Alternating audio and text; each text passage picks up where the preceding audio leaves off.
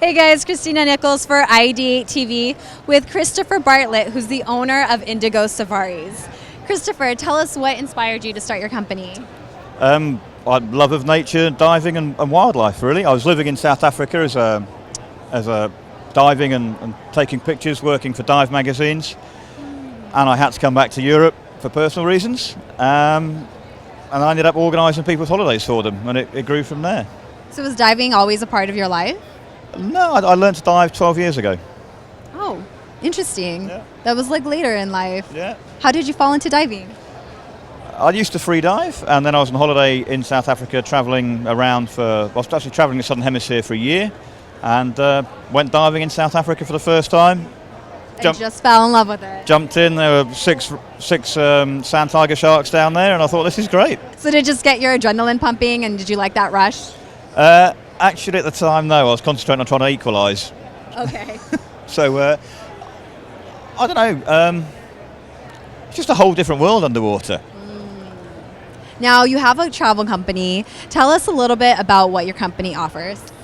We specialise in tailor-made diving and safari trips, so people can combine the best of Africa above land and underwater. And there's a huge variety of stuff that you can do, from the very cold water of Cape Town all the way up to diving in the really warm water by the equator. What's one of the most unique tours that you offer? It's a tricky one. The most unique tour that I offer. Sardine run, I guess, in South Africa. Happens for about a month every year. World's greatest predatory show.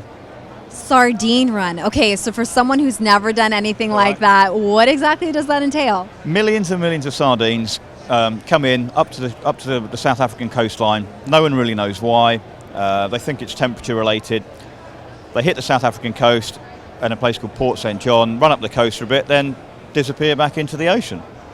And so people just swim in the middle of that? Well, no. Your expectations have to be right. You might go there for a week and not see a sardine. If things work really well, you get something like this. So you get a big bait ball of sardines, sharks going in from the side, seabirds diving in from the top, dolphins coming in from underneath. And where are the tourists? In the water with it all, if you're lucky. In the middle of all of that? Yeah. You're hanging off the edge of the bait ball, taking pictures. You don't need to be able to dive. You can do it on the surface, snorkeling. Wow. Anyone can go. Wow, that's I've never thought of being in the middle of something like that. Yeah, you're sitting on the edge of it. Okay, at and the side. And it's all safe. and it's all going on around you. Well, any personal stories you would like to share of one of your adventures? Having a tiger shark nibble on my strobe, that was quite amusing. On safari, loads and loads of stuff. Some really cool close encounters with wildlife. We do walking safaris in South Africa, and we camp out in the bush, and stuff comes through the camp. Lions can come through the camp. Leopard can come through.